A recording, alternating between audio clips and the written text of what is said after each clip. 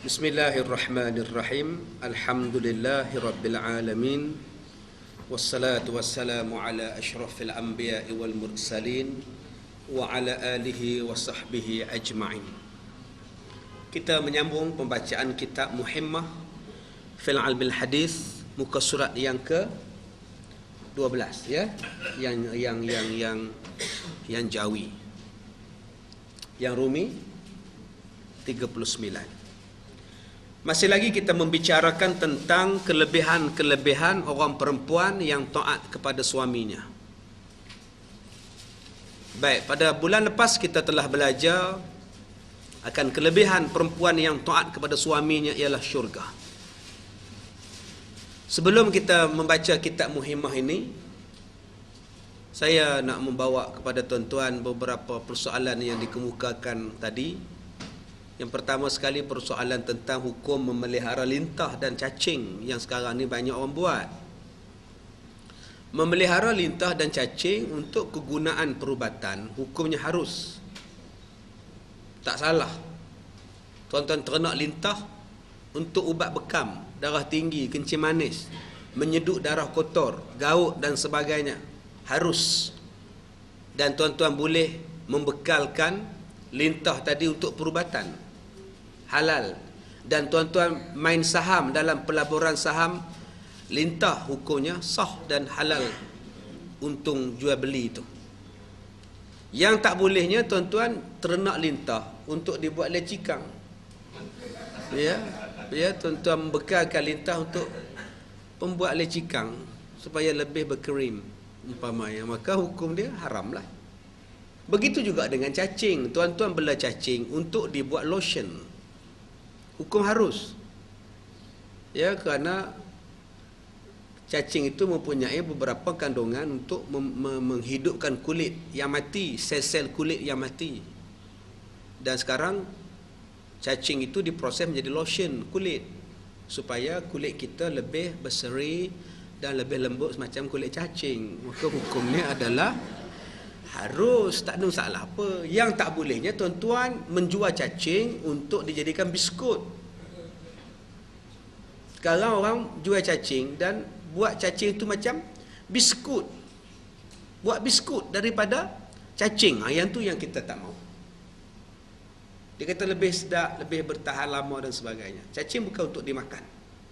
Tetapi tuan-tuan boleh membuat cacing sebagai ternakan umpan pada binatang-binatang laut, sungai dan sebagainya. Makanan ikan, boleh tuan-tuan pembekal untuk makanan ikan dalam sungai, dalam kolam dan sebagainya. Baik. Kita sambung ya. Dan telah mengeluarkan oleh Ibnu Ali dan Rafi'i daripada Abi Sa'id Al-Khudri. Betul ke? Sama tak? Tak sama? Di bawah tu ya. Baik, di bawah tu ya. Baik. Dan telah mengeluarkan oleh Tiyalusi. Bermula hak suami atas isterinya. Hak suami daripada isteri. Pada isteri itu ada hak-hak suami dia. Jadi seorang isteri, seorang perempuan bila berkahwin dengan suami, kena tahu apa hak suami yang ada pada diri perempuan ini. Ialah jangan menegahkan ia daripada dirinya, dan jikalau isterinya itu berada di atas belakang pelapik unta sekalipun. Kalau suami berhajat, jangan halang. Jangan tolak kalau suami berhajat. Walaupun isteri berada di atas belakang pelapik unta sekalipun. Tengah duk naik unta, suami berhajat. Aku rasa aku nak pohoi, aku nak turun pagi. Bukan maksud macam itu. Jangan tuan-tuan faham pula tengah dua-dua naik motor kris, naik balik kampung dekat Gombak, sampai tengah jalan hajat pula pohoi. No, masuk dalam kebun getah tu bukan. Carilah tempat yang berfaedah sikit. Tetapi kalau nak tunjukkan kepada kita, kalau suami berhajat, kena bagi. Itu maksudnya. Tak bagi itu yang pergi cucuh isteri. Tak bagi itu yang pergi terajang isteri, yang tuan-tuan duk dengar dalam paper, duk baca dalam paper, duk tengok dalam TV tu. Suami naik minyak. Dah lah dia kata harga minyak naik, hang pula apa menyebabkan aku naik minyak? Dah mari dah tuan-tuan. Sebab itu selesaikan dulu masalah suami ni. Walaupun isteri sedang sibuk memasak, suami berhajat, tutup api dapur dulu. Lepas tu tutup api suami pula. Itu maksudnya, jangan tak bagi. Begitu juga dengan si suami. Kalau isteri berhajat, kena layan. Abang, cik rasa berhajat pula abang, kena layan. Macam mana isteri kita nak daripada isteri, kalau isteri nak daripada kita pun kenalah layan dia. Masalah dia, ustaz, macam mana saya nak layan? Dia minta pukul 12 tengah hari bulan puasa, ustaz. Yang tu kena sabar banyak-banyak lah. Sebab itulah disuruh puasa. Puasa ini mengekang nafsu, puasa ini mengkontrol nafsu.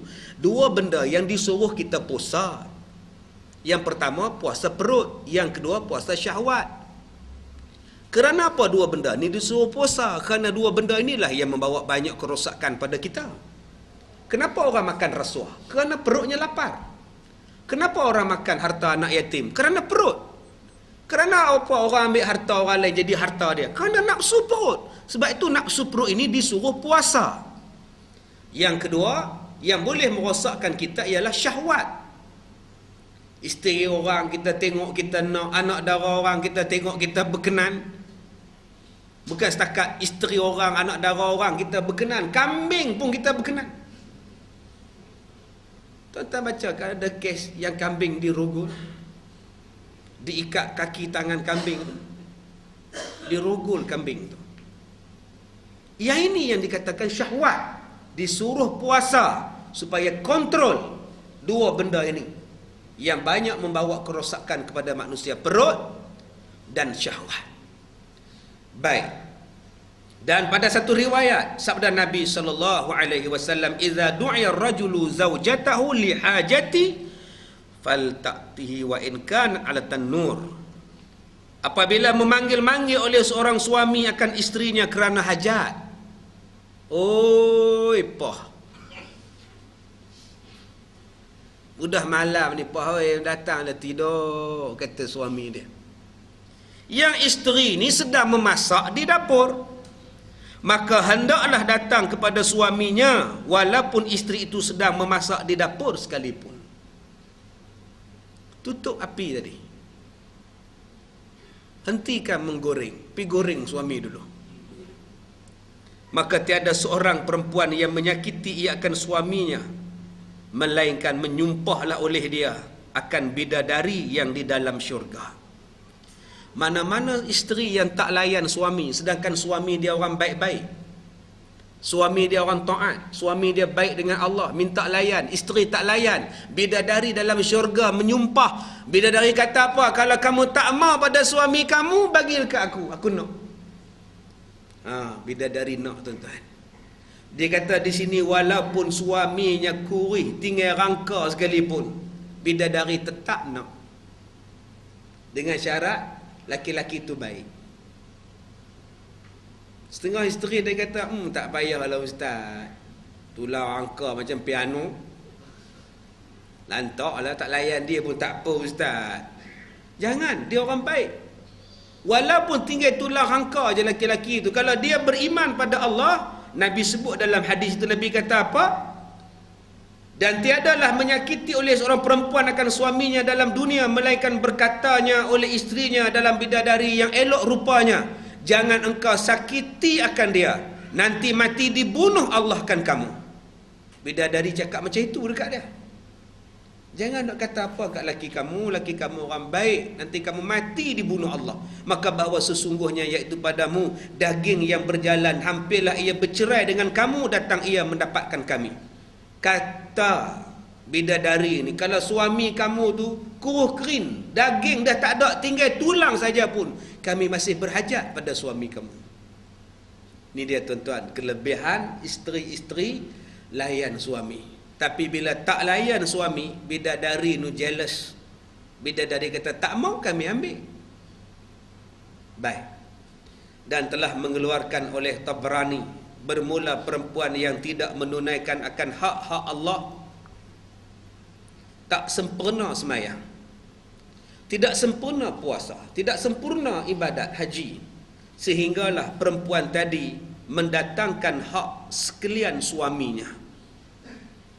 Rajin macam mana pun isteri itu semayang, tapi tak taat kepada suaminya, tiada diterima semayangnya. Tutup aurat ni nampak mata saja. Nampak mata je tu aurat. Ui, alimnya. Tangan ni pakai sarung, kaki pakai stokin, punya rajin semayang. Tapi dengan suami ditengking-tengkingnya, dengan suami dia herdik-herdiknya. Pakailah macam mana pun, Allah tak terima ibadat kamu. Sebab kata dia, tidak diterima sehinggalah mendatangkan hak suaminya. Dan jikalau mengkehendaki akan dia daripada halnya di atas belakang pelapik unta sekalipun, janganlah ditegah akan dia. Tapi suami-suami pun janganlah pegang hadis ni semata-mata. Nampak Ustaz? Nampak tak? Dia kata suami ni kalau berhajat, macam mana pun isteri kena bagi Ustaz. Faham-fahamlah, isteri tu teruk memasak, teruk jaga anak. Sebab itu suami ni dia ada satu lagi perkataan atau perasaan lain yang dipanggil sebagai ihsan. Mesti ada sifat ihsan. Sian dekat isteri daripada pagi tak duduk-duduk, jalan aja. Tiba-tiba kita paksa dia, cepatlah hantar belajar. Ustaz Kazim kata apa tu, kena bagi. Dia duduk kira Ustaz Kazim kata apa aja. Ada isteri dia basuh kain, basuh pinggan, tukar bumbung rumah. Udah punya burung tu, yang tu saya tambah lah. Bumbung rumah dia bocor, atap tu pun isteri pergi tukar. Turun-turun suami nak. Tak ada ihsan langsung. Tak ada ihsan langsung ni. Lepas tu suami ni kena ada masa. Tuan-tuan buka dalam kitab Ghazali, Imam Ghazali, Imam Syafi'i, sebaik-baiknya berapa kali seminggu? 2 kali sebaik-baik. Ini sehari 3 kali ni. Tak ada nak kerin rambut isteri. Asal kerin basah, asal basah kerin. Sebab tu kadang-kadang isteri ni surrender. Dia kata, abang, kalau abang nak kahwin lagi seorang, kahwinlah abang. Jenis-jenis suami macam ni. Jenis tengok je jadi. Asal jadi tengok. Sebab tu Allah Ta'ala bagikan pada kita hukum nikah 2, 3, 4 boleh. Sebab ada jenis macam itu. Saya banyaklah jumpa tuan-tuan yang mari minta ubat. Dia kata, Ustaz, saya tak tahu Ustaz, saya pun kadang-kadang kesian, tapi nak buat macam mana Ustaz, berkehendak Ustaz tolong bagi slow sikit Ustaz. Macam-macam main jumpa saya. Di antaranya minta bagi kendorkan nafsu supaya tak kuat sangat. Ada yang datang pula, Ustaz, saya dia langsung tak berselera, saya tolong bagi naik sikit Ustaz. Ada juga tuan-tuan, macam-macam manusia ni. Ada yang datang mengadu pada saya, dia kata, Ustaz, isteri dia haid 15 hari. Lama sangat Ustaz. Tolong buat jampi ke, ayat menerang ke apa, ayat jampi ke Ustaz ke, tolong bagi pendek sikit. Saya kata, nak bagi pendek macam mana? Sebelum bertunang tu tak tanya ke berapa hari haid? Dia kata, Ustaz, 15 hari lama lah, jenuh tunggu. Nak buat macam mana? Dia dah kategori panjang haidnya, nak kata apa? Patut masa bertunang dulu. Ni soalan yang kedua, berapa hari haid? Itu maksudnya kena tanya macam itu. Ni hang tak tanya, pandai-pandai nak buat macam mana ujian. Macam-macam tuan-tuan. Untuk orang perempuan yang baru ni, ada satu bapa, anak dia umur 8 tahun keluar darah. 8 tahun keluar darah belum dikira sebagai akil baligh. Dikira tahun hijrah, 8 tahun hijri. Itu dipanggil darah fasad. Darah yang keluar daripada budak perempuan yang di bawah 9 tahun, itu dipanggil darah fasad. Itu bukan darah haid. Dia beritahu pada saya, dia kata anak dia datang darah ini sejak bulan 12 tahun lepas. Sampai sekarang ni bulan 9, jenuh berubat tak berhenti-henti lagi. Doktor pakar cek apa cek, tak berhenti lagi. Tuan-tuan ambil di dalam suratul Baqarah ayat 127. Ini bagi tuan-tuan. Kena baca ni. Tuan-tuan jangan anggap masalah haid ni masalah orang perempuan. Bila kita ada isteri, haid isteri itu masalah kita. Bila kita ada anak perempuan, haid dia adalah masalah bapa. Jangan bila isteri kita mengadu, abang anak kita tak berhenti darah nu abang. Bukan aku punya hang. Hang lah kena kaji tengok. Mana boleh jawab macam itu? Salah satu usahanya ialah dibaca daripada surah Al-Baqarah ayat 127 sampai ayat Rabbana taqabbal minna innaka antas samiul alim. Tuan-tuan sebaik-baiknya tuan-tuan baca pada air, tuan-tuan bagi minum. Kalau boleh buat, ambil pencelup ke, ambil dakwat hitam, dakwat yang boleh makan seperti apa, jus ke, kordial ke, jus anggur ke, ditulis pada piring. Ayat itu pendek je tuan-tuan, ayat itu, dan tuan-tuan sapukan dan minum. InsyaAllah pendarahannya berhenti. Selalu orang bila nak pergi buat umrah, nak pergi buat haji, dia makan pil penahan haid. Tak payahlah makan doa ni. Sampai di Mekah keluar haid. Nak berhentikan haid tu macam mana supaya senang nak buat ibadat? Minum saja air yang saya bacakan tadi pada surah Al-Baqarah ayat 127. Baik. Dan kata dia, dan tiada harus perempuan itu puasa sunat melainkan dengan izin suaminya. Tiada harus. Abang besok saya nak puasa 6 bulan Syawal. Puasalah kamu. Silalah. Abang besok saya nak puasa 6. Ni musim raya dah habis dah ni. Suami kata jangan. Abang tak izinkan. Maka tak payahlah dia puasa. Habis tu kuranglah pahalanya ustaz. Tidak. Pahalanya tak berkurang. Dia dapat pahala taat pada suami. Jadi akak-akak, janganlah duk kutuk kawan kita yang tak puasa 6. Kamu tak puasa 6, non? Tak ada. Rugilah. Orang puasalah 6 dapat pahala puasa sepanjang tahun. Akak dapat. Akak hari pertama raya akak dah puasa. Tu dia tuan-tuan. Konon-konon nak dapat pahala, berdosa tu. Orang raya lah, dia puasa lagi. Tak tahulah tuan-tuan macam-macam orang hari ni. Nak puasa pun raya kedua lah. Raya pertama ni raya hari kegembiraan, haram puasa. Jadi dia kata, kak senang ke hari raya kedua kak puasa lah. Senang, tangguh lama-lama, rumah open house lah, rumah terbuka lah, payah.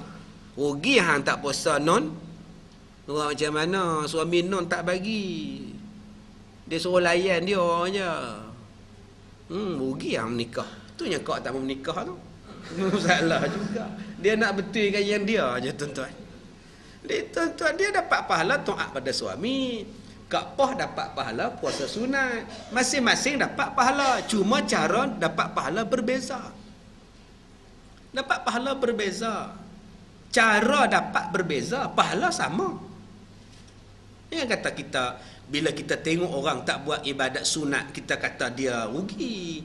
Dia tak dapat pahala. Macam kita ajak dia ziarah orang mati dekat taman kita. Dia tak nak pergi sebab suaminya tak ada di rumah. Suami dia pesan jangan keluar rumah. Taat kepada suami wajib. Ziarah mayat sunat. Taat itulah yang wajib. Ambillah yang taat. Walaupun dia tak pergi ziarah, dia dapat pahala wajib, iaitu pahala taat kepada suami dia. Baik. Dan tiada harus. Dan jika dia juga berpuasa, kamu jangan puasa sunat. Abang perlukan kamu bila-bila masa. Kau faham? Kamu tu ongkol, faham? Isteri buat dek ya tuan-tuan. Dia puasa juga. Maka berdosalah perempuan itu dan tiada diterima puasa sunatnya. Tu dia. Nampak tu tuan-tuan? Power suami tu. Sebab tu dia suka makan power root. Tapi janganlah menyalahgunakan kuasa yang Allah bagi. Bukankah isteri juga berhak untuk buat ibadat? Kamu jangan balik rumah mak kamu. Ni perintah abang sebagai suami. Bukankah dia ada mak? Kenapa diputuskan silaturahim dia dengan mak dia? Ustaz, bila saya ambil daripada mak dia, bila saya kahwin dia, daripada keluarga dia saya ambil Ustaz, maknanya dia sudah jadi hak mutlak saya. Memang hak mutlak kamu, tapi masalah kan mak dia yang melahirkan dia, bapa dia yang mencita-citakan dia, bapa dia yang membesarkan dia. Kenapa diputuskan hubungan silaturahmi? Biarlah dia balik. Apa salahnya raya tahun ni balik rumah dia? Dah 6 tahun balik rumah kamu. Ada ibu yang datang jumpa saya, tuan-tuan, mengadu anak dia kahwin pada usia 16 tahun. Dia kata 4. Pasal apa mudah kahwin kak? Dia kata, Ustaz, dah ikut jantan Ustaz. Duk pergi rumah jantan lah apa semua. Kita pun naik malu lah bagi menikah Ustaz. Ambil SPM pun tengah dah menikah lah. Umur 18 tahun bercerai. Saya tanya pasal apa bercerai? Dia kata, Ustaz, suaminya Ustaz nak keluar rumah, kunci pintu daripada luar. Tak dibaginya isteri keluar rumah. Kami nak ziarah pun tak boleh. Dan dia tak pernah bawa anak kami ni mai jumpa kami, hatta raya pun Ustaz tak boleh balik. 2 tahun menikah ni anak kami ni seksa Ustaz. Nak jumpa adik-beradik tak boleh, adik-beradik nak jumpa dia tak boleh, sehinggalah nak telefon kami pun tak boleh. Ui, dahsyatnya suami macam ni, cemburunya. Tuan-tuan boleh bayang tak dia nak pergi kerja, dimangganya kunci rumah tu daripada luar, buatnya rumah tu terbakar. Yang ni yang kata ni menyalahgunakan kuasa, pecah amanah ni, akta kanun keseksaan ni. Janganlah sampai macam itu. Bukankah dia ada mak? Tak apalah apa, raya haji tahun ini balik rumah hang, raya puasa tahun ini balik rumah kamu. Apa salah suami cakap macam itu? Ambil hati mak, ambil hati isteri, ambil hati bapa mertua, ambil hati adik-beradik. Jangan bergaduh raya ni. Asal raya bergaduh, asal bergaduh raya, asal raya bergaduh. Cuba kita sebagai suami tunjukkan ketereran kita sebagai suami, kefleksibelan itu. Tak apalah apa, tahun ini raya puasa rumah abang, raya haji rumah kamu ya. Tahun depan raya haji rumah kamu, raya puasa rumah abang ya? Isteri mula-mula dia hangguk. Baru dia perasan, oh cerdik untuk ni ya. Tuan-tuan faham ya? Raya puasa tahun ini rumah abang, kita beralak lah ya. Raya haji tahun ini rumah kamu, raya haji tahun depan rumah kamu, raya puasa tahun depan rumah abang. Dia bertipu sikit je tuan-tuan. Baik, kemudian, dan tiada harus pula keluar ia, bukan. Dan tiada harus pula memberi sesuatu daripada rumahnya melainkan dengan izin suaminya. Jangan bagi sesuatu tanpa izin suami. Datang peminta sedekah. Halo, minta sedekah. Pasal apa halo Ustaz? Dia minta sedekah untuk bantuan anak-anak cacat, orang Cina, pusat kebajikan orang Cina. Halo lah, takkan dia pergi salam. Kita minta derma untuk kanak-kanak Down syndrome Down. Ada duit ke encik? Baju ke, apakah, biskut raya ke, kuih tat ke, apakah, boleh bagi. Maka syarak kata tak boleh bagi sehingga minta izin daripada suami. Jangan. Telefon suami dulu. Abang ni Cina minta derma untuk rumah kebajikan kanak-kanak sindrom Down ni, nak bagi tak? Dia minta apa? Apa-apa sajalah yang berguna. Baju ke, televisyen ke, kuih tat ke, bangkit, semprit. Nak bagi tak bang? Bagilah semprit. Bagi semprit baru boleh bagi. Kalau suami kata jangan bagi, maka janganlah bagi. Melainkan makanan yang basah yang takut basi. Binasa tu maksudnya basi. Yang tu tak payah minta izin suami. Tuan-tuan petang ni puasa, tuan-tuan buka puasa dengan bubur kacang. Dimasaknya 1 kilo bubur kacang, dibubuh dalam mangkuk, suruh ipui hantar dekat jiran sebelah. Yang tu tak payah minta izin. Poi hantar bubur ni dekat makcik Leha. Boleh elok tau, tumpah tau. Cakap mak bagi tau. Ipui pun pergi hantar. Elok buka pintu, dia panggil ipui. Poi, cakap dekat makcik Leha, mama nak balik pinggan tu tau. Ni kan tuan-tuan faham kan? Nampak tak? Takkan makcik Leha nak bagi pinggan kosong. Tu ada makna tu. Cakap mak nak balik pinggan tu ya, dalam hati mesti bapak buah Melaka. Tak buah Melaka, buah Perak. Jadi tuan-tuan, makanan tu cepat binasa, boleh bagi tanpa minta izin suami. Tetapi harus bagi perempuan memberikan bagi seseorang dengan tiada izin suaminya. Maka jika ia berbuat juga, nescaya adalah bagi suami itu pahala dan atas perempuan itu berdosa. Okey ustaz, sekarang dia tak minta izin pada suami dia. Dia nak bagi juga pada Persatuan Kebajikan Kanak-kanak Down Syndrome tadi ni. Apa hukum dia ustaz? Dia baginya televisen suami dia itu. Pahala dekat suami, dosa dekat isteri. Sekarang nak bagi tak bagi? Dosa bagi. Cakap apa? Cakap suami saya tak ada. Boleh tak ustaz kalau isteri ambil duit isteri bagi pada dia? Kalau duit isteri terpulang, yang tu tak payah minta izin suami. Isteri pun ada kerja, isteri pun ada kerjaya, isteri pun ada pendapatan. Dia ambil dompet dia, dia buat keluar duit, dia bagi. Ini duit saya, bukan duit suami saya. Maka hukum dia boleh. Tetapi kalau harta suaminya tak boleh ambil melainkan daripada izin suami dia. Baik. Dan tiada harus keluar daripada rumah melainkan dengan izin suami. Suami tengah tidur, isteri keluar, pak saya nak pergi bazar Ramadan dekat Zoo Negara. Pukul 5, suami duduk tidur lagi. Orang dah sembahyang asar. Oi abang, oi, bangkitlah asar. Hari cuti ni. Hang faham tak cuti ni? Ahad, hang faham tak hari Ahad? Aku nak tidur. Bilal bin Rabah bila kena seksa, suruh masuk kapi. Bilal bin Rabah kata, Ahad, Ahad.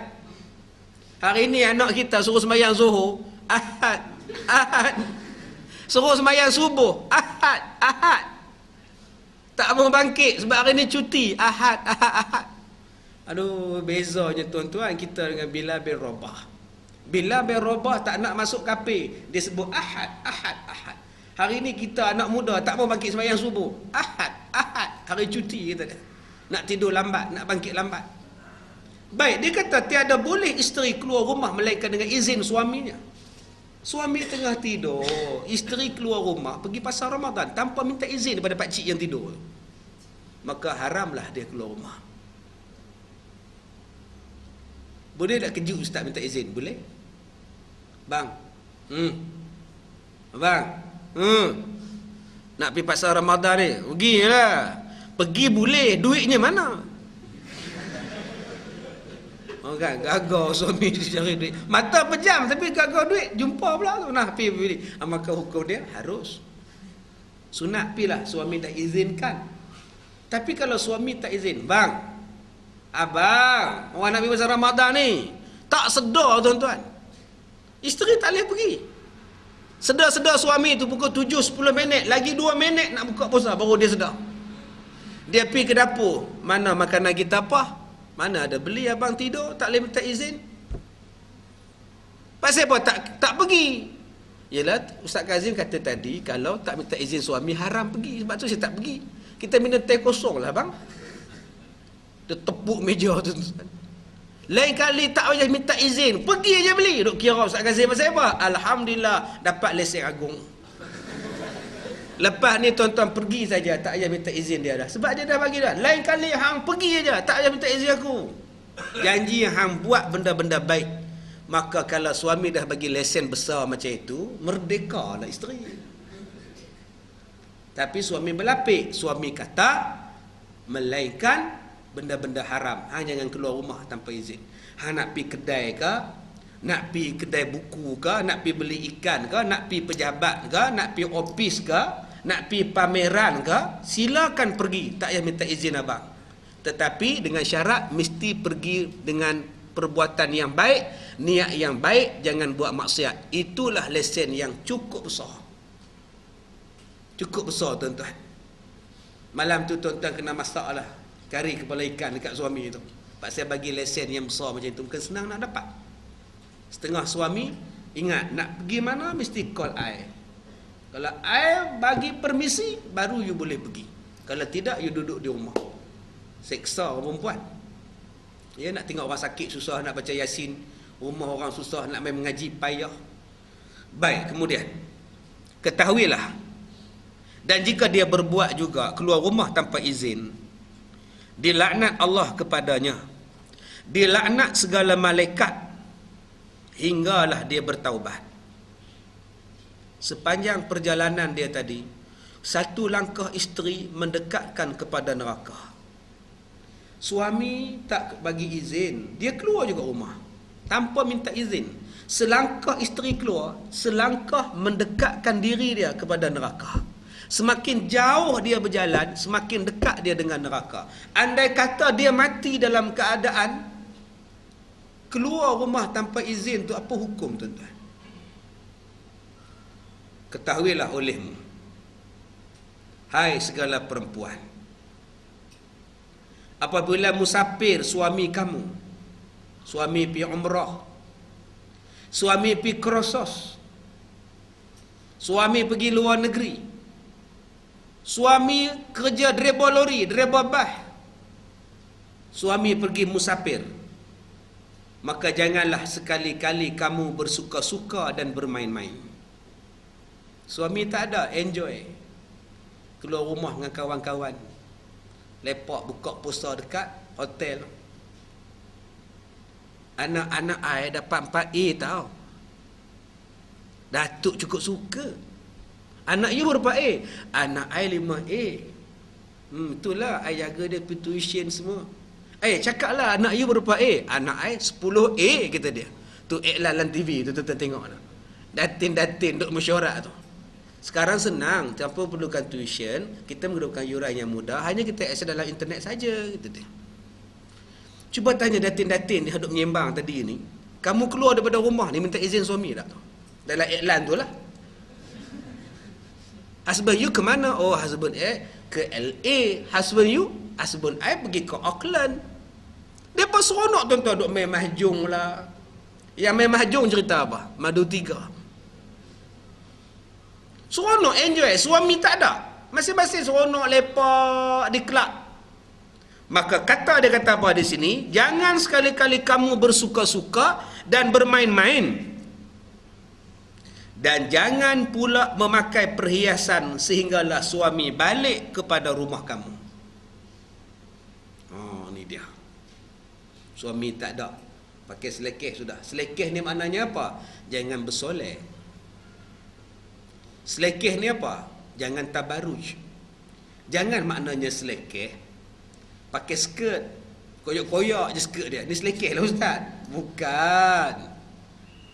Skirt ni tuan-tuan, kalau tuan-tuan tengok dalam cerita Ahmad Al-Bab tahun 1965, Ahmad Al-Bab, bila Pi Ramli cari kambing dia dalam gua, jin 3 ekor. Jin 3 ekor, bapa jin, mak jin, anak jin. Hei manusia, itu harta bukan kamu yang punya, itu harta Ahmad Al-Bab yang punya. Hahaha, dia gelak. Tuan-tuan cuma tengok jin-jin 3 ekor tu, dia pakai skirt. Sebab itu mana-mana orang perempuan yang pakai skirt ialah adik-beradik jin. Dia berhati-hati tuan-tuan. Ya, saudara sepapan ni, tak apa sepupu sepapan jin tuan-tuan. Itu cerita Ahmad Al-Bab tu. Jadi jangan pakai yang macam itu. Suami tak ada. Bila suami nak balik, kemaskan diri. 3 hari suami kursus, hari ni dia balik, kemaskan diri. Tukar cadar baru, tukar lapik bantal baru, beli pewangi, buh sembuh macam pramugari sembuh dalam kapal terbang. Suami nak balik, masak madu 3 rasa, ikan 3 rasa, jangan agak lupa saya pun. Yang ni lah bersolek, tengok. tacap yang mana-mana yang perlu ditacap. Pakailah gincu ke apa ke untuk suami sunat. Bercelak macam Anita Sarawak.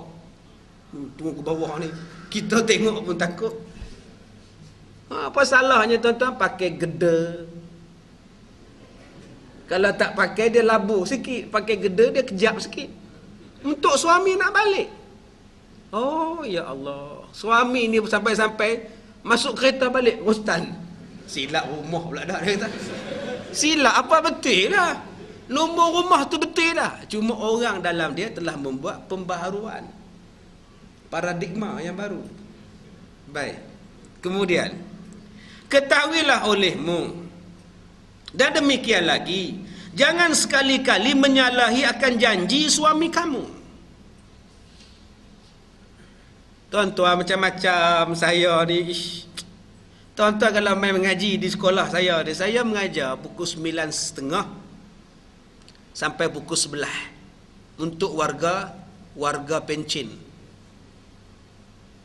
Pukul 11 habis lah. Lepas tu masuk kelas ustaz lain pula masuk. Giliran saya sampai pukul 11 setiap hari. Kalau tuan-tuan tengok saya ni, bila saya habis mengajar je, orang tunggu saya ni nak jumpa, kadang-kadang macam tunggu hospital, klinik. Duk tunggu, duk atas kursi dah. Tak ada kita masuk dalam bilik, bakal duk jumpa macam-macam tuan-tuan. Kadang-kadang boleh kita layan, kadang-kadang tak sempat layan. Kadang-kadang buat temu janji macam-macam. Yang main lambat, kadang-kadang pukul 12, saya nak mengajar pula tempat lain. 12.30 saya nak pergi dah. Kadang tunggu sampai ke malam, nak jumpa. Macam ni lah ni masalah yang kita duk bincang ni. Masalah suami isteri ni. Majoriti yang banyak masalahnya ialah kerukunan rumah tangga. Persoalan rumah tangga. Dia tunjuk gambar. Dia bawa gambar suami dia, bawa gambar dia. Saya kata ustaz, dia kata ustaz, suami saya ni main kayu tiga. Saya percaya pada dia selama ini. Rupa-rupanya duit dia, simpanan dia, semua dihabiskan untuk perempuan lain. Saya kerja bela anak-anak, yuran anak-anak, pakaian anak-anak, saya tanggung, saya bayar. Tapi ini balasan daripada saya. Dia kahwin ke dengan perempuan yang ni? Nak kata kahwin tidak juga ustaz. Bila saya kata abang, kalau abang dah ni sangat, abang kahwin abang. Tak ada juga dia kahwin ustaz. Jadi apa sebenarnya yang suami saya nak ustaz? Saya kata tak tahu. Kena tanya pada suami. Apa sebenarnya abang nak? Nak apa? Jadi macam ada satu kekosongan yang sampai dia terpaksa cari. Itu yang banyak saya jumpa sekarang. Ada mak yang datang jumpa saya bawa gambar anak. Saya tengok gambar menantu ni cukup lawa. Dia kata ustaz tolonglah tengok anak saya ustaz. Dia nak tinggalkan menantu ini, nak cari yang lain pula. Saya tengok menantu ni, ya Allah, tinggal buat apa sayang? Apa masalah anak ni? Macam-macam masalah. Jadi ni tuan-tuan yang kata hati ni. Apa sebab kahwin? Apa sebab suami, tanggungjawab suami, tanggungjawab sebagai ayah, yang ni dah kita tak ambil berat sebagai suami. Ada kes bila isteri tengok suami main dengan perempuan lain. Kalau suami aku boleh main dengan perempuan lain, aku juga boleh main dengan lelaki-lelaki lain. Yang tu lagi dahsyat. Adil lah ustaz. Fair and lovely apa? Betul lah tu. Win-win lah ustaz. Dia main dengan orang lain, saya main dengan orang lain. Okey. Apa masalah dia? Saya kata, akak apa hati ke akak main dengan orang lain? Akak tak rasa bersalah? Mesti akak rasa bersalah. Ketenangan jiwa tetap tak dapat. Sebab itu, tuan-tuan, suami-suami, kalau isteri buat perangai, perkara yang perlu kita kena tanya, apa yang kita buat pada isteri kita sampai dia boleh buat perangai? Kadang-kadang punca dia buat perangai daripada kita. Kita lebih bercinta dengan orang, tapi kita tak bercinta dengan isteri kita sendiri. Cuba kita bercinta dengan isteri kita. Duk saja-saja hantar SMS. Dalam hari ni, berapa kalilah tuan-tuan ada SMS? Ustaz, saya tak pernah SMS Ustaz kat isteri saya. Sebab dia tak ada handphone. Yalah, betul lah tu. Ni kita duk SMS dengan orang lain. Apa khabar? You di mana? I miss you. Okay, see you. Isteri pun dia nak macam itu. Apa salahnya kita duduk di pejabat, telefon, hantar SMS dia? Malam ni makan apa? Buka puasa malam ni ngapa? Dia rasa bahawa ada seorang laki-laki yang memerhatikan dia. Ada seorang laki-laki yang perhati dia. Ada seorang laki-laki yang ambil berat tentang dia. Yang tu yang dia nak. Tetapi ada suami yang lebih seronok ber-SMS dengan perempuan lain.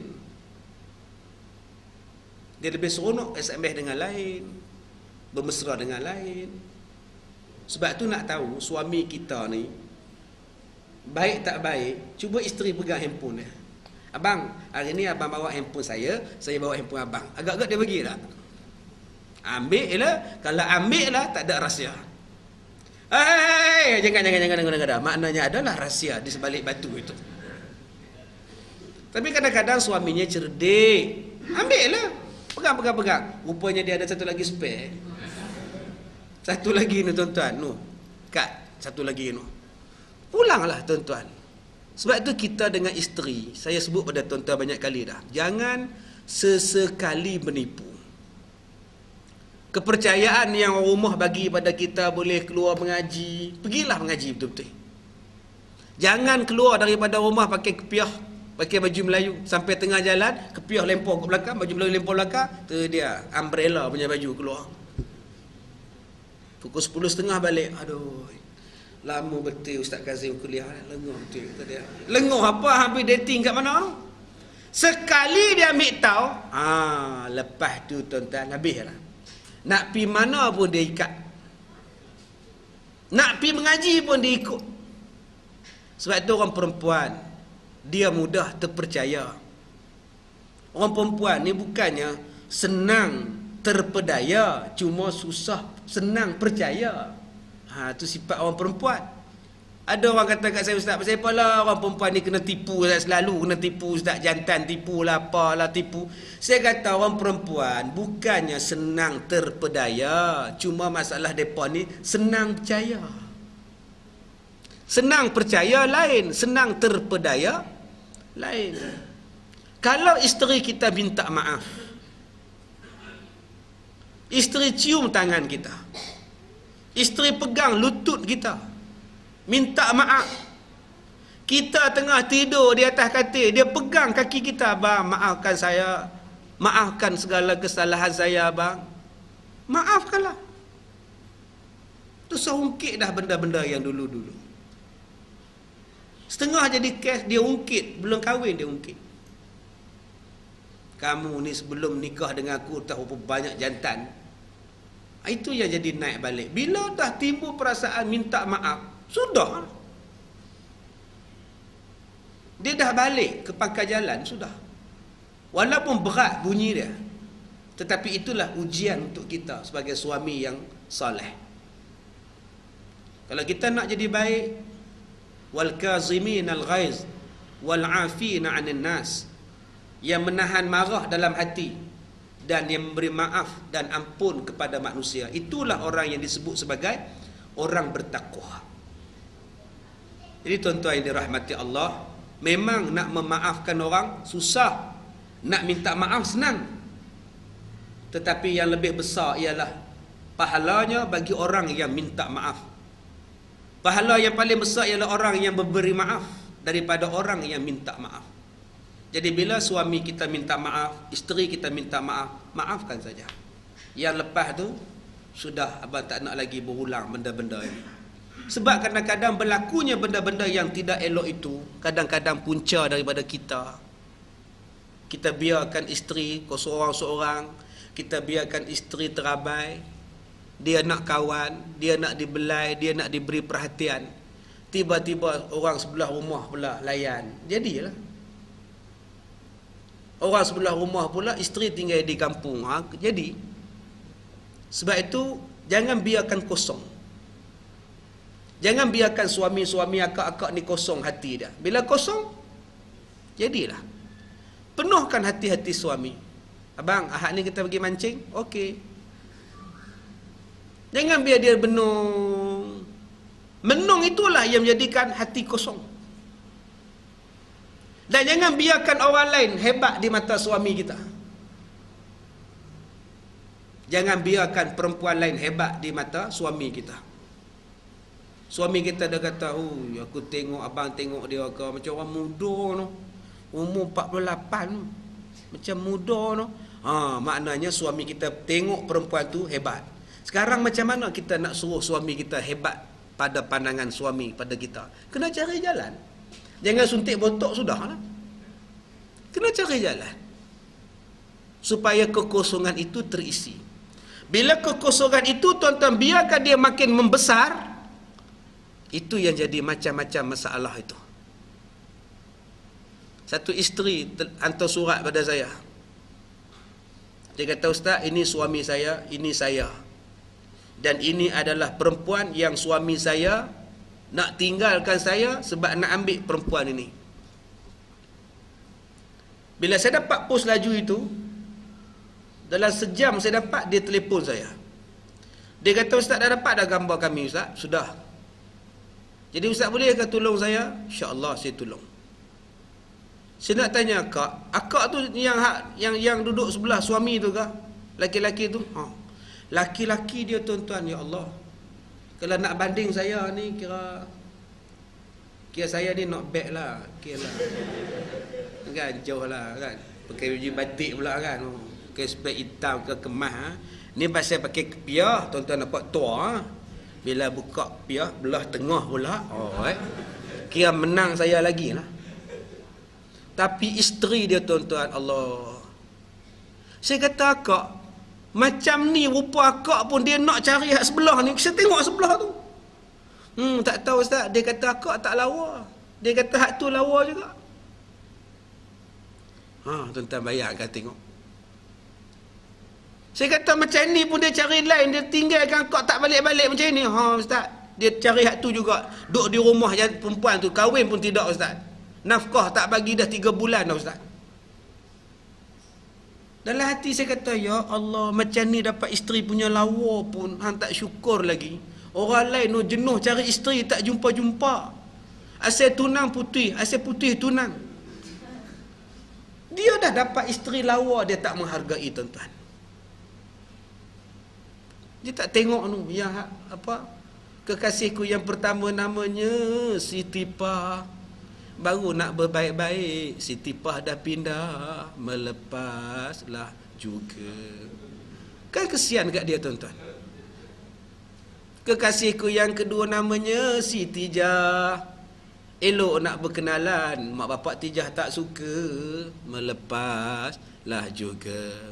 Tenenenenenenenen. Kesian tuan-tuan, kamu dah dapat isteri kamu tak bela. Allahu Akbar. Saya kata akak dah suami macam itu, akak bagilah kahwin kau.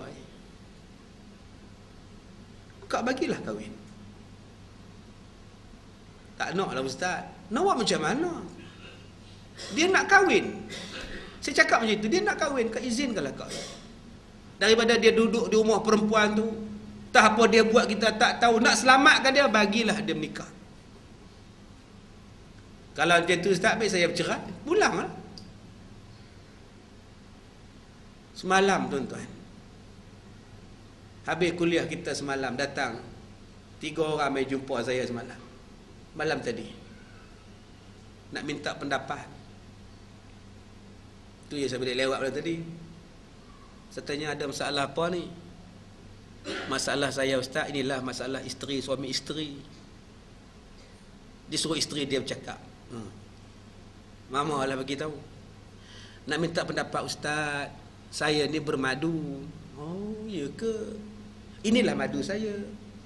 Sebelah ni datang 3 orang tuan-tuan. Minta saya bagi nasihat. Saya kata ni madu dua-dua ni. Kami tinggal serumah. Itu masalah lagi. Tak adalah saja minta nasihat pada Ustaz. Saya kata patut saya minta nasihat ke abang. Macam mana abang boleh buat? Bukan abang minta nasihat pada saya. Patut saya kena belajar dengan abang. Macam mana abang boleh tackle dua-dua orang macam ni. Kena tabik spring ni tuan-tuan. Ni dia tanya pada kita. Allahu Akbar tuan-tuan. Alhamdulillah. Isteri dia izinkan suami dia kahwin.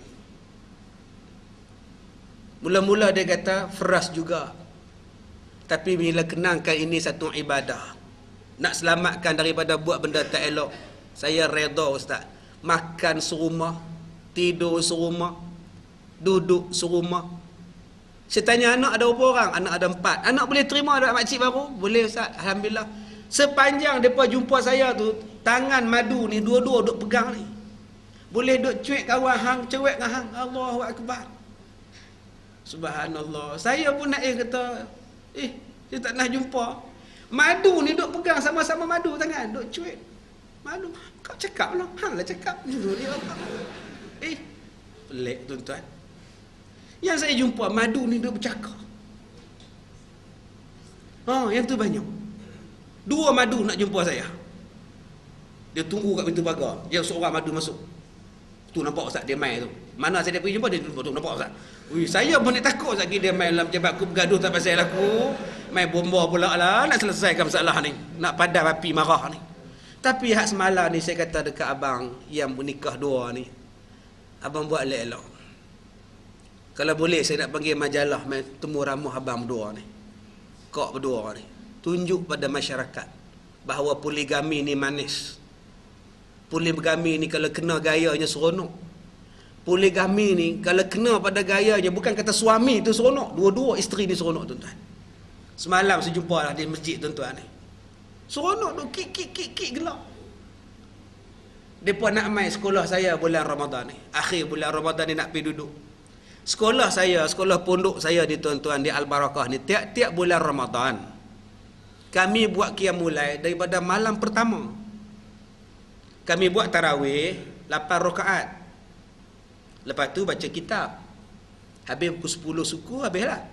Kemudian pukul 3.30 datang balik, bangun balik. Pukul 4 pagi buat lagi 20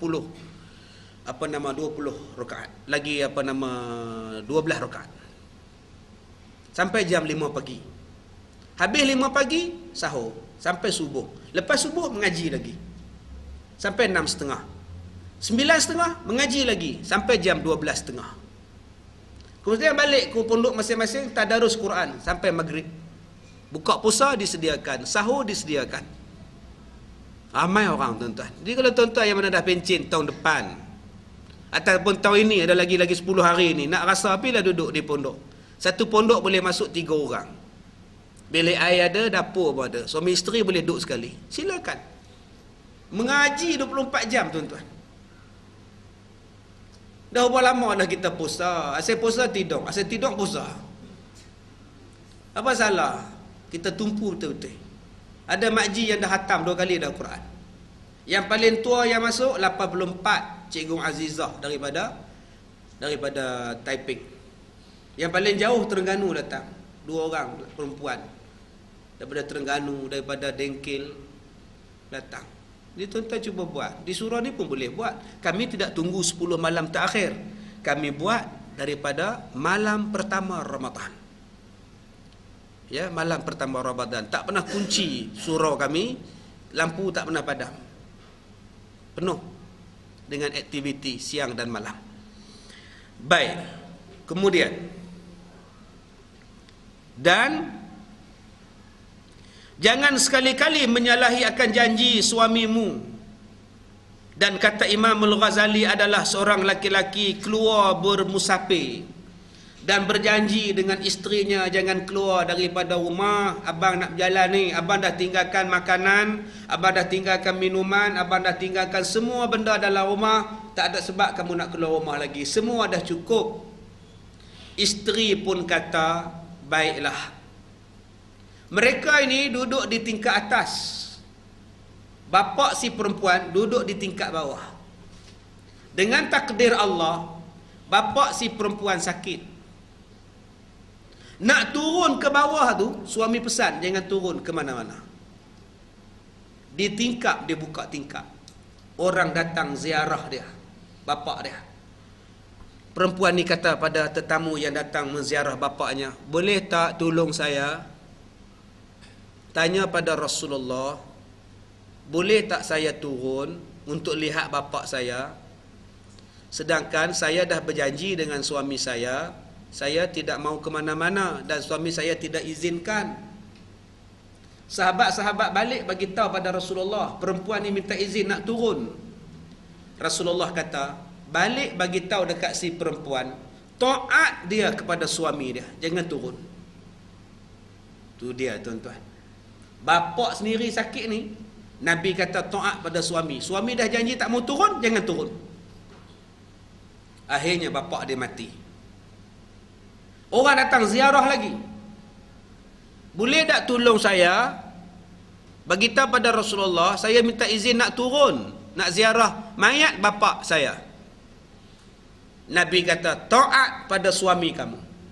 Tak turun tuan-tuan. Dia tengok daripada tingkap je orang usung bapak dia. Besok paginya Rasulullah panggil sahabat, kamu pergi rumah perempuan tadi, bagi tahu kamu kepada perempuan itu, bapa kamu adalah ahli syurga dengan sebab kamu taat kepada suami. Balasan mendidik anak yang taat ialah syurga kepada bapa kamu yang mati siang semalam.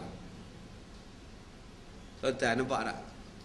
Nak syurga ke nak tengok bapa?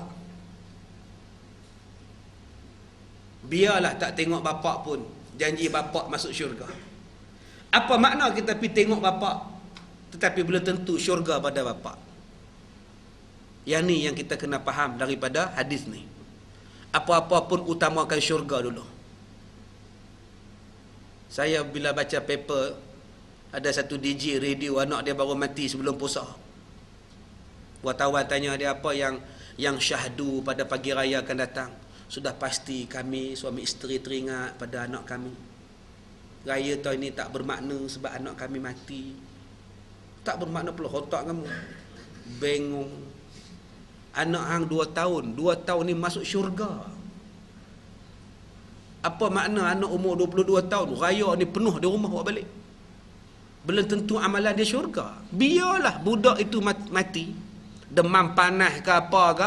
Bukankah 2 tahun tak ada dosa? Confirm syurga. La ilaha illallah. Dia ada kisah nak raya juga. Itu je tuan-tuan. Fikirkan raya. Kita ni bak raya ni ke nostalgia semua. Anak mati teringat, pok mati teringat, suami mati teringat. Tu yang takbir raya orang Melayu ni slow. Allahu Akbar, Allah. Kita dengar pun sedih. Sedangkan takbir orang Arab, mana dia ada sedih-sedih tuan-tuan.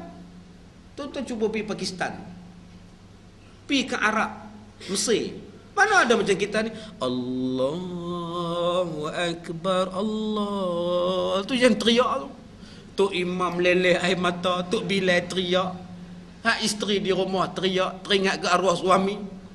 Orang Arab depa lain takbir tuan-tuan. Orang Pakistan mulai Allahu Akbar, Allahu Akbar, Allahu Akbar, walillahil hamd, Allahu Akbar kabira. Depa macam itu. Tak sedih langsung tuan-tuan. Kita ni ke la ya Allah, ni raya bau, raya ni menang. Mana boleh menang duk sedihnya, menang seronok. Kita menang pingat perak pun kita seronok, dapat datuk. Tambah menang pingat emas, Tan Sri apa kita bagi. Tiba-tiba menang kita sedih. Orang Batu Kura sebut sebek. Ustaz Zuhir orang Kedah pun sebut sebek juga. Orang sebek Zeba ni, sebek ni makna sedih tuan-tuan. Raya dia kena ceria-ceria. Yang sedih-sedih tu sudahlah. Anak mati kecil, syurga. Apa yang kita nak sedih? Baik, kemudian sedih bagi anak mati ni masa mati saja, lepas-lepas tu reda sudah. Baik, saya potongkan cerita tu panjang sangat. Puasa ni tuan-tuan bukan boleh baca banyak-banyak. Nah, saya potong bagi ringkasnya. Dan setengah daripada adab yang lazim. Baik, sekarang kita masuk tajuk yang baru. Ada adab yang lazim seorang isteri kepada suami. Ini adab. Adab Adab yang lazim atas isterinya ialah kasih dan sayang ia atas segala keluarga suaminya. Kahwin dengan duda, dengan anak-anak suami yang duda tadi kena sayang. Mak tiri kena sayang pada anak tiri. Sebab kita dah kahwin dengan bapa dia. Kena sayang. Bukan anak saya. Anak isteri lagi seorang. Bukan anak saya. Tak. Dia anak kita dah. Bila kita kahwin dengan suami, mereka pun haram kahwin dengan kita. Tak batal air semayang dah. Mana anak kita lah, walaupun anak tiri. Kenalah sayang keluarga dia. Ini adab. Kena sayang kepada mak mertuanya. Walaupun mak mertua tak sayang pada isteri. Mak mertua dia datang rumah menantu. Ni, cek habis ni. Ada habuk ke tidak? Tu, iklan dalam TV tu. Pergi tingkat cermin cek, semua cek. Menantu ni cukup menyampah. Nak buat macam mana? Mak ni kerjanya inspektor. Memang cek sajalah. Inspektor bas dulu ni. Kerja duk cek orang aja. Kena sabar je banyaklah tuan-tuan. Nak buat macam mana? Dah mak. Bila kahwin dengan anak, secara automatik mak bapak dia pun kita kahwin sekali. Dia telah menjadi keluarga kita. Tuan-tuan yang dirahmati Allah. Sebut tentang keluarga ni, tak putih saudara. Janganlah putih saudara dengan sebab harta. Kadang-kadang kita putih saudara dengan harta pusaka. Hari raya tak balik sebab rumah pusaka dah dapat dekat abang, dapat dekat akak. Tak pijak kita rumah. Lantaklah tuan-tuan. Dia tipu dalam pembahagian harta pusaka, itu dia dengan Tuhan. Tetapi sebagai adik, sebagai keluarga, jangan putus silaturahim. Singgah rumah dia. Walaupun dia buang keluarga kita. Kadang-kadang bergaduh adik-beradik ni pasal anak adik masuk universiti. Anak akak masuk universiti, timbul jealous. Kadang-kadang bergaduh adik-beradik hanya kerana menantu. Menantu dia pangkat besar, menantu ni pangkat kecil. Pun bergaduh juga. Benda yang remeh-remeh ni tak payahlah tuan-tuan. Ada satu orang hantar surat pada saya ni, dekat 8 muka. 8 muka minta saya baca. Dan minta saya ulas dalam ceramah. Nanti bila buat CD, saya nak baca, nak bagi CD tu. Saya nak CD tu Ustaz. Ustaz bagi tahu tajuk apa. Yang ni yang saya ulas hari ni. Jadi kalau paksa harta, sampai mana harta tu boleh kita nak pergi tuan-tuan? Adik-beradik, dia takkan putus. Nasab, keturunan, harta boleh putus. Kita jual dekat orang lain, harta tu bukan lagi harta kita. Bila kita dah bagi dekat orang lain harta itu, maka harta tu bukan hak milik kita. Tetapi saudara kita tidak putus walaupun dia miskin. Ada adik abang yang putihkan saudara sebab dia kaya. Adik kakak dia miskin. Dia putih, tak mengaku adik-beradik. Ini orang yang lupa daratan. Ingat, kita pernah berada pada rahim yang satu. Berkongsi rahim dengan ibu. Kita pernah berkongsi makan nasi dalam satu periuk yang sama. Kita pernah berkongsi kuali, ibu kita goreng ikan yang sama. Malah kita pernah dibahagi-bahagikan cucuk kodok. Cuk kodok tu, ibu bahagikan seorang 7 biji. Supaya adik-beradik tak bergaduh. Seorang 7 letak, ambil seorang satu. Itulah Menteri Keuangan paling hebat, mak kita. Anak ramai macam mana pun, makan mesti cukup. Anak ramai macam mana pun, mak bapak akan buat anak-anak makan sampai dapat. Menteri Keuangan nombor 1 dan Menteri Keuangan nombor 2 yang paling cekap sebenarnya ialah mak bapak kita tuan-tuan. Sampai kita boleh masuk universiti, boleh kahwin, boleh sekolah. Walaupun mak bapak kita hanya penoreh getah. Macam mana dia boleh susun elok-elok keuangan sampai jadi begitu teratur, sampai anak-anak dia semua menjadi. Kalau kita ingat macam itu, maka tidak ada sebab untuk kita bergaduh. Hanya soalan-soalan yang kecil, kata-kata yang mengguris perasaan. Tebalkan muka. Yang penting Allah suruh sambung silaturahim. Jadi tuan-tuan, adab lazim yang pertama bagi seorang isteri ialah sayang kepada keluarga suami, sayang kepada harta suami, sayang dan memelihara suami, sayang dan memelihara ketika suami tidak ada, dan sayang kepada segala kerabat suami, sayang kepada segala anak-anak suami, dan jangan memaki anaknya. Isteri-isteri tolong jangan maki anak suami. Degil, budak tak guna, degil, jangan. Cari jalan. Sebab itu ada orang yang kahwin nombor 2, isteri nombor 1 bercerai ataupun mati. Dia nak kahwin isteri nombor 2, dia pilih janda juga. Jarang dia ambil anak dara, dia pilih janda juga. Sebab apa? Sebab janda lebih memahami memelihara anak daripada anak dara. Walaupun ada yang kahwin dengan anak dara, tapi yang banyak kita jumpa kahwin dengan janda juga. Pasal apa? Pasal janda lebih sabar dengan kerenah budak-budak sebab sudah ada pengalaman.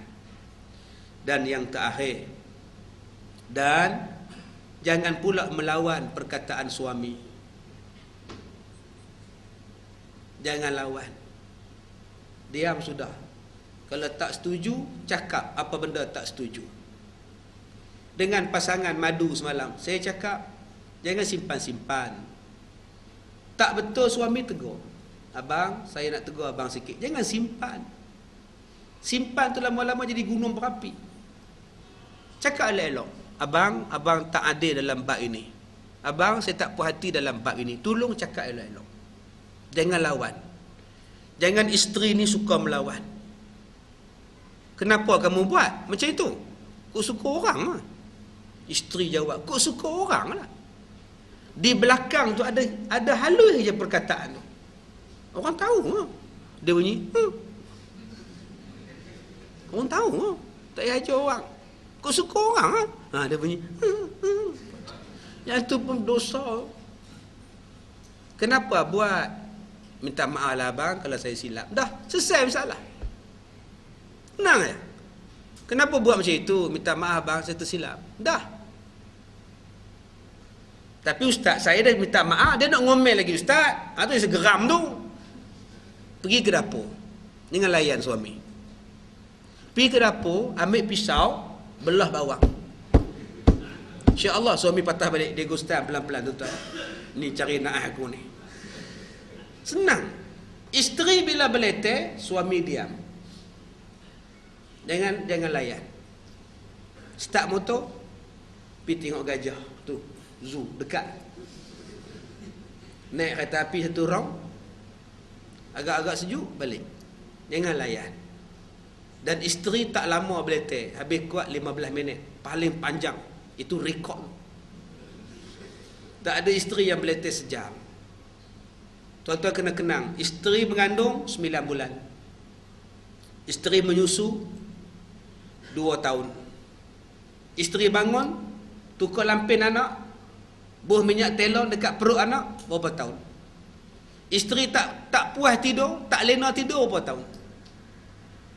Dia baru beleteh 15 tahun. Takkan tuan-tuan tak boleh tengok dia susah bertahun-tahun. Biarlah dia beleteh. Itu adalah hiburan untuk orang perempuan. Kenangkan, dia mengandungkan anak kita 8 orang. 9 kali 8. Berapa lama berat kandungan dia tuan-tuan. Dia diam, dia sabar. Walaupun orang pelik. Kamu ni asal aku jumpa mengandung. Asal mengandung aku jumpa kamu. Orang pelik dia. Kadang-kadang nurse kata dekat dia, akak, bagilah orang lain pula mengandung. Dia tak tahu muka akak je akak. Dia mengandung juga tuan-tuan. Kadang-kadang mak di kampung dah warning, kalau kamu mengandung lagi, mak tak datang bela cucu, jaga kamu. Dia tetap mengandung juga. Kenapa tuan-tuan marah dia, benci pada dia? 15 minit saja dia beleteh. Sedangkan 15 minit dia beleteh, lauk 3 jenis waktu berbuka. Agar-agar 2 jenis tuan-tuan. Warna hijau satu, warna merah satu. Takkan kita tak boleh sabar sikit? Ayat ni yang kita kena faham daripada perhubungan kita sebagai suami isteri. InsyaAllah kita jumpa lagi bulan hadapan jika Allah Ta'ala izinkan. Kita sudahi dengan surah Al-Asr. Bismillahirrahmanirrahim. Wal-asri innal insana.